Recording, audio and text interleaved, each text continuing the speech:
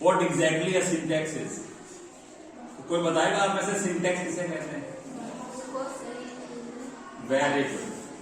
देखिए सिंटैक्स जो होता है the correct arrangement of words in a sentence is called syntax. यानी किसी वाक्य में शब्दों का सही व्यवस्था क्रम ही सिंटैक्स कहलाता है। हिंदी में इसको बोलते हैं वाक्य रचना। क्या कहते हैं हिंदी में इसको? वाक्य रचना। वाक्य रचना कहते हैं हिंदी में इसको बोलते हैं वाक्य रचना।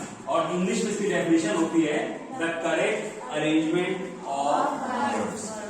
अब हम लोग हिंदी बोलते हैं, क्या हम उसमें अरेंजमेंट को इंटेंशनली बनाते हैं या ऑटोमेटिकली हमारा बना हुआ है?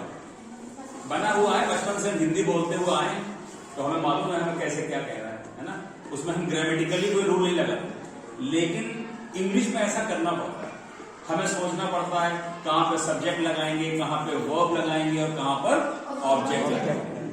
और अगर हम गलत कर देते हैं इसको तो हमारा सेंटेंस ग्रामेटिकली रॉन्ग हो जाता है, गलत हो जाता है। इज दैट क्लियर और नॉट? तो बच्चों आज हम लोग यही सीखेंगे कि किस तरह से हमें correct arrangement of words English में लगाएंगे। क्लियर और नॉट? तो इसके लिए आपको याद रखना पड़ेंगी तीन बातें। तीन बातें वो क्या है कि इंग्लिश लैंग्वेज में सबसे पहले हम सब्जेक्ट का यूज करते हैं, उसके बाद में वर्ब का यूज करते हैं और उसके बाद में ऑब्जेक्ट का यूज करते हैं। इसका मतलब इंग्लिश में जो हमारा सेंटेंस बनता है वो SVO फॉर्म में बनता है, SVO फॉर्म में बनता है। जबकि हिंदी में ये फॉर्म अलग तरीके से होता है। हिंदी में हम क्या करते हैं, पहले सब्जेक्ट को यूज करते हैं, फिर ऑब्जेक्ट को यूज करते हैं और फिर वर्ब को यूज करते हैं। हिंदी इससे बिल्कुल अलग है। उसमें सब्जेक्ट पहले होता है हिंदी में, फिर ऑब्जेक्ट होता है, फिर वर्ब होता है। ये हिंदी का है ये स्ट्रक्चर। लेकिन इंग्लिश लैंग्वेज में ऐसा नहीं होता है। इंग्लिश में पहले सब्जेक्ट आता है, फिर वर्ब आता है, फिर ऑब्जेक्ट आता है। मैं आपको एग्जाम्पल से समझाता हूं तो आपको और अच्छे से समझ में आएगा। जैसे देखिए हिंदी बोलते हैं मैं खाना खाता हूं। बच्चों मैं क्या है? काम करने वाला, करता मैं हूं। और खाना क्या है? और क्रिया क्या हो रही है? खाता हूं। तो खाता हूं, पीता हूं, सोता हूं, जागता हूं, पढ़ता हूं, लिखता हूं, ये सब क्रिया है ना, वर्ब है ये। तो देखिए हिंदी में वर्ब लास्ट में आ रही है। अब इसी को जब हम इंग्लिश में ट्रांसलेट करते हैं तो क्या हो जाएगा? आई ईट द फूड। तो यहाँ पे सब्जेक्ट पहले आया, ईट का मतलब खाता हूं, वर्ब आ गई और फिर खाने के लिए ऑब्जेक्ट का इंग्लिश क्या हो जाएगी? The food. I eat the food. तो हिंदी अलग तरीके से काम करती है और इंग्लिश लैंग्वेज में थोड़ा सा डिफरेंस है। तो इसको SVO फॉर्म में बनाते हैं, सब्जेक्ट, वर्ब और ऑब्जेक्ट। इतना आप सभी को पहले से पता भी है। ये तो आपको पहले से पता है क्योंकि आपने टेंसेस पढ़ रखे हैं और टेंसेस में आपको ये बात मालूम है। तो बच्चों अब बात यहां आती है कि कोई भी सेंटेंस जो होता है क्या उसमें ये तीन ही एलिमेंट होते हैं या इससे ज्यादा भी होते हैं? और भी ज्यादा होते हैं ना इसमें। फिर इसमें और भी पार्ट्स ऑफ स्पीच जुड़ जाते हैं। जैसे अगर हम खाली सब्जेक्ट की ही बात करें तो सब्जेक्ट कोई एक सिंगल वर्ड थोड़ी होता है सब्जेक्ट। कई बार सब्जेक्ट में हमें एक से ज्यादा शब्द मिल जाते हैं, 2 मिल जाते हैं, 3 मिल जाते हैं, 4 मिल जाते हैं, 5 मिल जाते हैं। वो पूरा सब्जेक्ट होता है ना। अभी एग्जाम्पल से बताएंगे आपको। इसी तरीके से अगर वर्ब की बात करें तो वर्ब में क्या होता है? हेल्पिंग वर्ब होती है, मेन वर्ब होती है ना। कई बार सेंटेंस में खाली इज लगा होता है, हेल्पिंग वर्ब है। Was, were, has, have, had, do, does, did, ये सब हेल्पिंग वर्ब्स हैं। कई बार क्या होती है हेल्पिंग वर्ब नहीं होती है, सीधे मेन वर्ब आ जाती है। Play, eat, drink, lift, jump, laugh, smile, ये मेन वर्ब्स होती हैं। लेकिन कई बार क्या होता है combination of helping verb and main verb, ऐसा भी तो होता है, दोनों साथ में आती हैं। टेंस के अकॉर्डिंग जैसा टेंस होगा वैसी वर्ब लगती है। कई बार 2 से ज्यादा भी तो आ जाती है, has been doing, have been writing, ऐसे भी तो आता है। तो कहने का मतलब यह है कि इसमें वैरायटी बहुत है जो हम सेंटेंसेस में सीखेंगे। ऐसे ही ऑब्जेक्ट की अगर बात करें तो खाली एक ही तरह का ऑब्जेक्ट थोड़ी होता है। इनडायरेक्ट ऑब्जेक्ट भी होता है, डायरेक्ट ऑब्जेक्ट भी होता है, तो वो भी हम सीखेंगे कि ये इनडायरेक्ट और डायरेक्ट ऑब्जेक्ट क्या होता है। तो ये सारी चीजें हमें आज यहाँ पे सिंटेक्स में पहले पढ़ेंगे और इसके बाद हम इसके कुछ और जो रूल्स होंगे वो भी सीखेंगे। Should I start? Yes, sir. Ready? Yes, sir.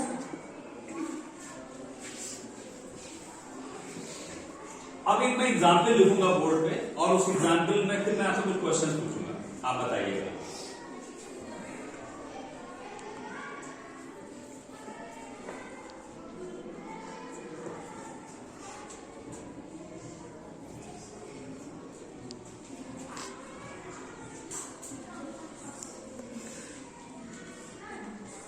Mirza sir teach us English.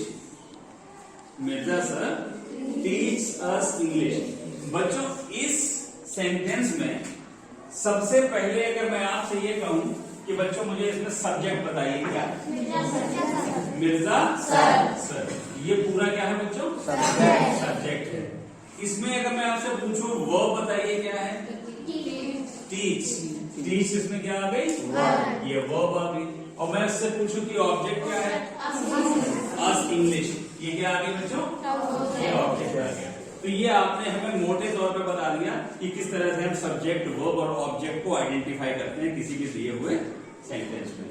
अब इसमें एक चीज हमें ये बताइए मुझे आप कि ऑब्जेक्ट में आपको जैसे सब्जेक्ट में आपको दो वर्ड मिल रहे हैं, मिर्जा सर, ठीक है, और वर्ब में एक वर्ड मिल रहा है और ऑब्जेक्ट में हमें दो वर्ड मिल रहे हैं।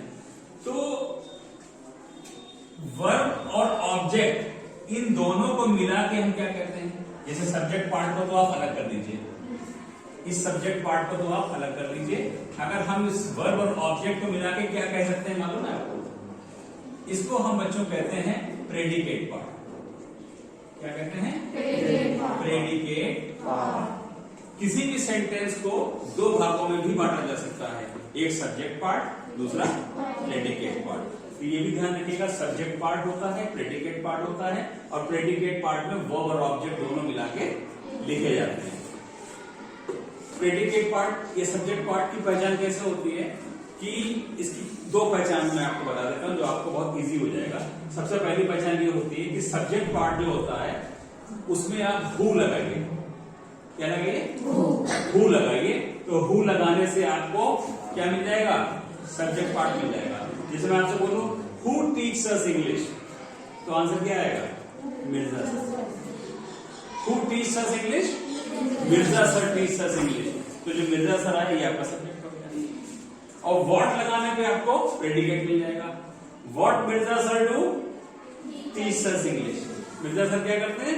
अंग्रेजी पढ़ाते हैं। Teach us English. तो हु लगाने पे सब्जेक्ट मिला और व्हाट लगाने पे क्या मिला?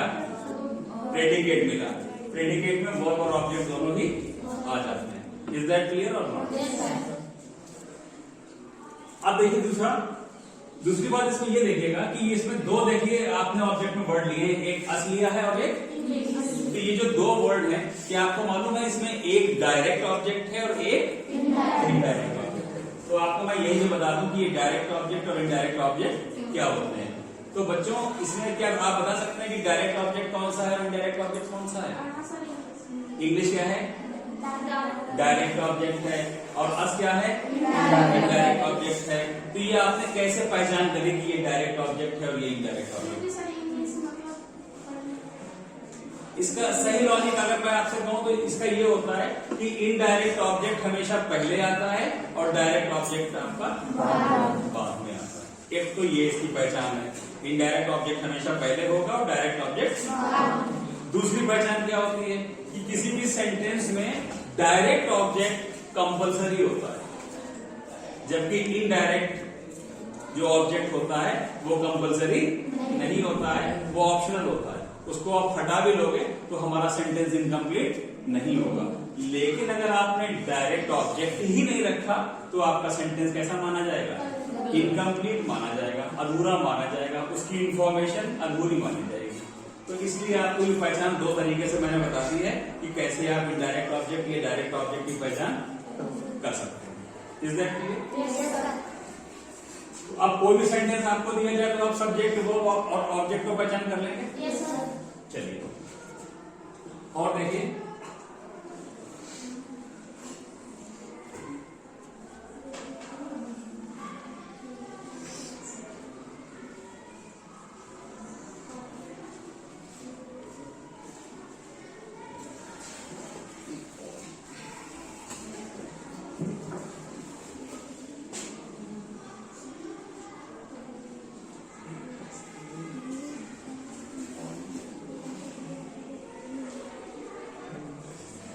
नेक्स्ट सेंटेंस देखिए बच्चों, he gave me only 100 rupees.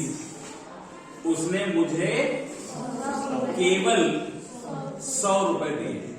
He gave me only 100 rupees. बच्चों ही क्या है सेंटेंस में? सब्जेक्ट है। गेव क्या है? वर्ब है। गेव, गेव, गिवन ये वर्ब है। मी क्या है बच्चों? ऑब्जेक्ट है। ओनली क्या है?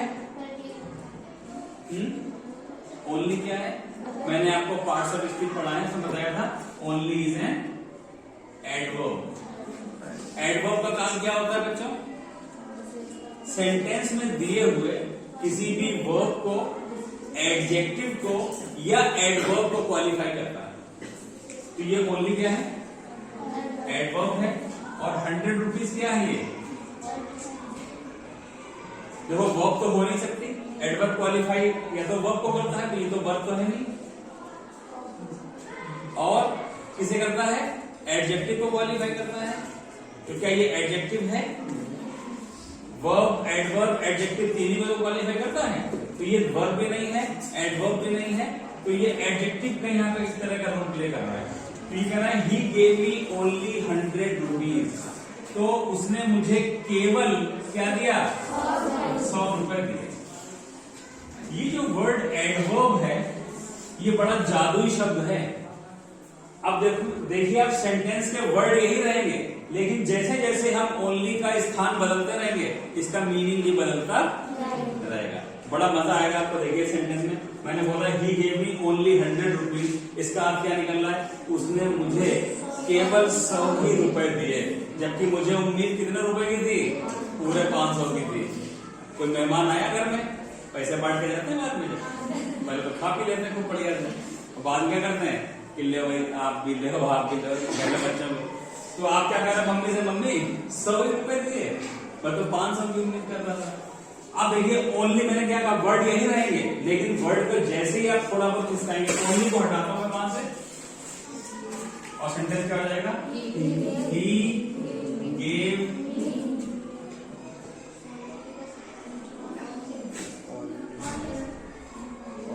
Only me 100 rupees. क्या मतलब अब इसका हो गया? अब देखो ओनली का स्थान बदल गया। अब ये कहां पे आ गया? मी से पहले आ गया। तो अब आप इस सेंटेंस का मीनिंग क्या निकल रहा है?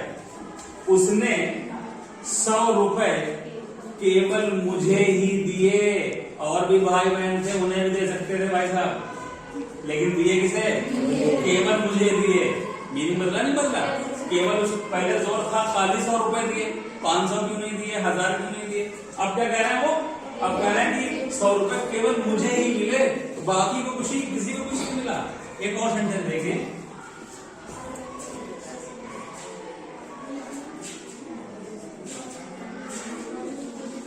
he only gave me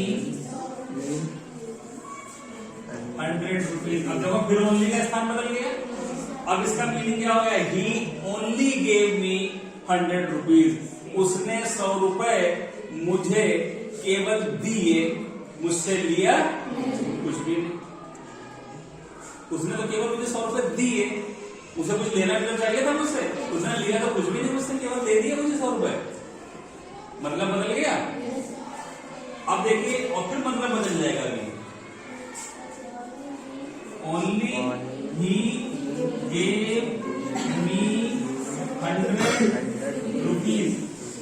मान लो फूफा जी और मौसा जी दोनों एक साथ आए आपके घर में, और फूफा जी ने जब आपके हाथ में पैसे रख दिए, मौसा जी ठंडन गोपाल उन्होंने कुछ नहीं रखे, तो आप मम्मी से क्या कह रहे हो? Mummy only he gave me 100 rupees. केवल फूफा जी ने दिया, मौसा जी तो खाली हाथ में। तो केवल उन्होंने ही दिए, इसका मतलब एक ने दिए दूसरे ने नहीं दिए। तो बच्चों शब्द एक अर्थ अनेक, समझ में आया? यानी एक शब्द पूरे वाक्य में अर्थ को बदल देता है उसका स्थान बदलने से। अब यहाँ पर रूल क्या लगा वो समझ लीजिए। रूल यहाँ पर सिर्फ ये लगा है कि एडवर्ब को उसी स्थान पे रखते हैं, उसी वर्ब के पास रखते हैं जिसको क्वालिफाई कराना होगा। उसी वर्ड के पास रखते हैं जिसको क्वालिफाई करना होता है, क्योंकि अगर आपने उसका स्थान बदल दिया तो उसका मीनिंग बदल जाएगा। ऐसे बहुत सारी चीजें हैं इंग्लिश में हम लोग यूज करते हैं, गलत यूज कर जाते हैं, एडवर्ब गलत जगह लगा देते हैं, लगा देते नहीं लगा देते